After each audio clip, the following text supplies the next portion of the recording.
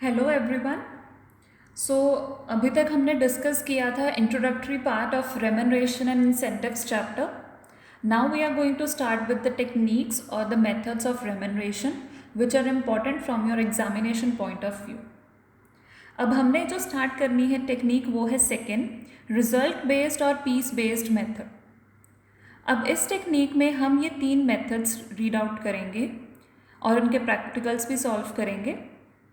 सबसे पहले फर्स्ट का मीनिंग क्या हुआ।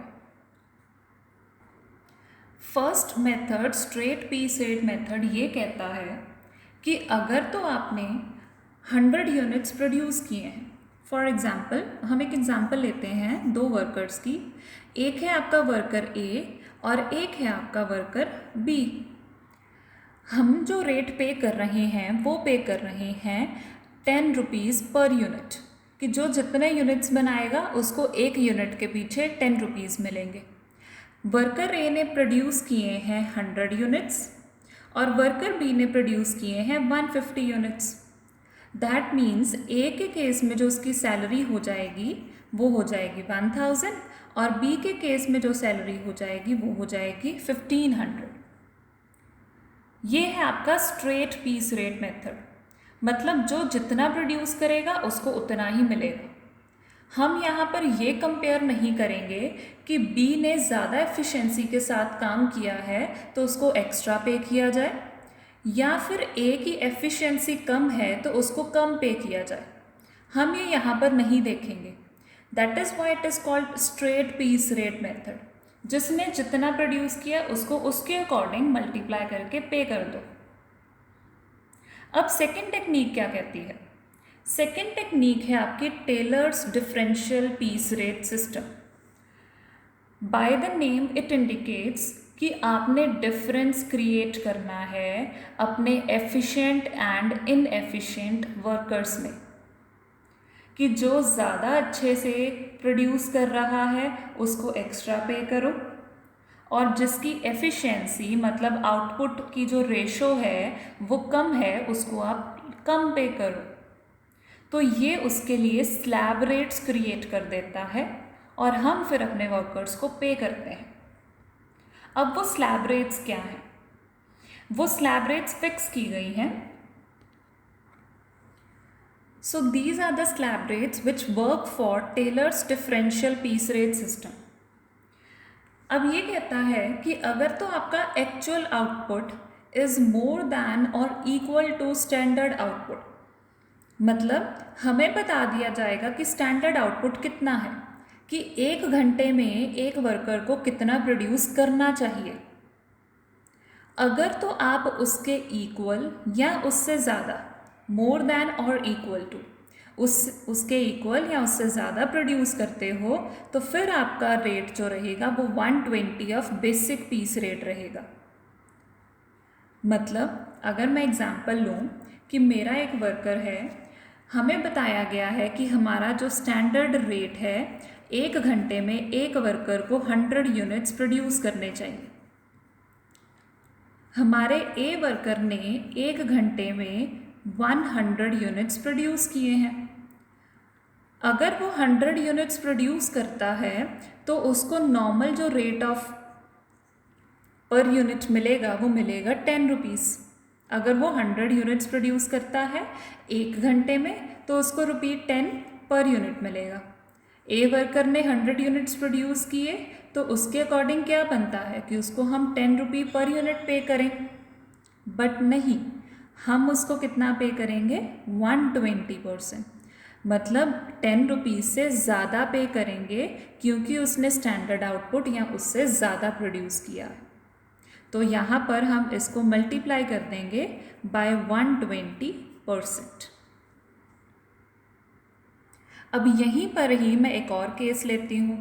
लेट्स सपोज मेरा एक वर्कर है बी, उसने प्रोड्यूस किए हैं 130 यूनिट्स।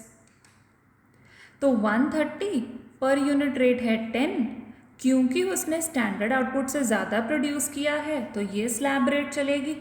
हम यहाँ पर मल्टीप्लाई कर देंगे फिर से 120% से। अब एक और केस लेते हैं।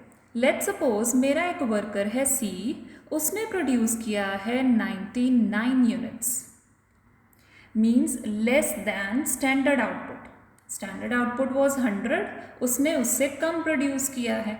हम उसको कितना पे करेंगे? 80% of the basic piece rate. कि जितना पीस रेट है, पीस रेट क्या है? 10 रुपये है, और उसको कितना पे करेंगे? 80%। तो इसके अकॉर्डिंग डिफरेंस क्रिएट किया जाता है। तो यहाँ पर वर्कर ए को ज़्यादा पे कर दिया जाएगा, वर्कर बी को उससे भी ज़्यादा, क्योंकि उसने नंबर ऑफ़ यूनिट ज़्यादा प्रोड्यूस किए हैं, और जो वर्कर सी है उसको पनिश कर दिया गया है। तो इन चीज़ों को परफॉर्म करने के कारण जो हमारे वर्कर्स हैं वो ज़्यादा एफिशिएंटली वर्क करते हैं आगे से, तो हमें भी फ़ायदा और वर्कर को भी फ़ायदा। So this is your second technique, Taylor's differential piece rate system. और ये जो स्लैब रेट्स हैं ये नॉर्मली सेम रहती हैं। अगर तो आपको क्वेश्चन में बताई गई होंगी फिर आपको वही सॉल्व करनी है, बट अगर आपको क्वेश्चन में नहीं बताया गया है कि कौन सी स्लैब रेट्स यूज़ करोगे, तो आपको इन्हीं स्लैब रेट्स के अकॉर्डिंग काम करना है। मोर देन इक्वल टू को 120% पे करोगे, और लेस देन स्टैंडर्ड आउटपुट को आप 80% ऑफ बेसिक पीस रेट के अकॉर्डिंग पे करोगे। So this is your second technique, Taylor's differential piece rate system. अब अगर यहाँ से हम टेलर्स डिफरेंशियल का क्रक्स निकालें तो वो ये क्रक्स निकलेगा कि अगर तो आप 100% के ज़्यादा या उसके इक्वल प्रोड्यूस करते हो, मोर दैन और इक्वल टू 100%, तो आप 120% रेट पर पे किए जाओगे, और अगर आप लेस दैन 100% प्रोड्यूस करते हो तो आप 80% पर पे किए जाओगे। Now move to the next technique under piece based system, वो है आपकी Merrick's multiple piece rate system.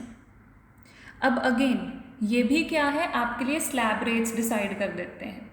Slab rates different हैं टेलर डिफरेंशियल से, और इनका भी काम यही है कि हम जो एक्चुअल 100% प्रोड्यूस कर रहे हैं उनको नॉर्मल पर पे करें, या फिर कई बार क्या होता है कि किसी वर्कर की कभी ना कभी कोई प्रॉब्लम होती है, कोई हेल्थ इशू हो गया या कोई भी और रीज़न हो गया जिसके कारण वो एक टाइम पर अपनी एफिशिएंसी से थोड़ा सा कम परफॉर्म कर पाया है। तो बेटर होगा कि अगर कोई वर्कर थोड़ा सा कम एफिशिएंट है तो एटलीस्ट हम उसको एडजस्ट करें, उसको ज़्यादा पनिश ना करें। तो इसकी वजह से मेरिक ने जो स्लैब रेट्स दी हैं वो थोड़ी लूज़ दी हैं, और उसने 3 स्लैब रेट्स में कन्वर्ट किया है। फर्स्ट है कि अगर तो कोई 83% ऑफ स्टैंडर्ड रेट प्रोड्यूस करता है, मतलब जितना आपको बोला गया है कि जो नॉर्मल है, अगर उसका 83% प्रोड्यूस करे तो उसको आप पे करोगे नॉर्मल पीस रेट पर।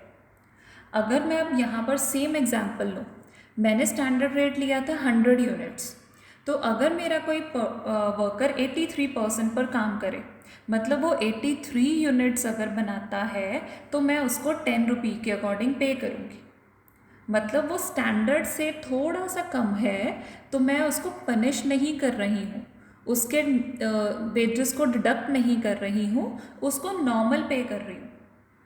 अगर मेरा वर्कर 83 से 100% तक काम कर रहा है, मतलब वो 100 यूनिट्स तक काम कर रहा है, 83 से ज़्यादा है और 100 तक है, तो हम उसको 110% ऑफ नॉर्मल पीस रेट पे करेंगे। और अगर वो 100 यूनिट से ज़्यादा प्रोड्यूस करेगा तो हम उसको 120% ऑफ नॉर्मल पीस रेट पे करेंगे। अब दोनों प्लान्स में डिफरेंस ये हुआ कि जो आपका टेलर डिफरेंशियल है वो पनिश करता है अगर आप आउटपुट से नीचे प्रोड्यूस करते हो, स्टैंडर्ड आउटपुट से। बट जो आपका मेरिक्स प्लान है, अगर आप स्टैंडर्ड आउटपुट से कम परफॉर्म करते भी हो तो वो आपको पनिश नहीं करता है, वो आपको रादर एनकरेज करता है कि हमने अब आपको नॉर्मल पीस रेट पे किया है, बट अगर आप आगे से ज़्यादा एफिशिएंसी लेवल पर काम करोगे तो उससे क्या होगा, आपको ही फ़ायदा है। तो if you produce more than 83% and up to 100, मतलब अगर आप 100 यूनिट्स तक प्रोड्यूस कर लेते हो तो हम आपको ज़्यादा पे करेंगे, और अगर आप उससे भी ज़्यादा प्रोड्यूस करते हो तो हम आपको 120% तक पे करेंगे। अब जब भी आपने इनके क्वेश्चन सॉल्व करने हैं, क्योंकि ये टेक्निक्स काफ़ी इंपॉर्टेंट हैं, तो आपको कुछ इस तरह से ही इन्फॉर्मेशन गिवन होगी। आपको कुछ स्टैंडर्ड रेट बताया जाएगा, आपको स्टैंडर्ड आउटपुट कप के बारे में बताया जाएगा, आपको डिफरेंट टर्म्स गिवन होंगी। तो उन टर्म्स को, उन क्वेश्चंस को करने से पहले you need to be very careful about the different slab rates. एक बार अगर एक क्वेश्चन क्लियर हो गया तो आपके लिए ये सारे क्वेश्चंस करने ईजी हैं। Thank you.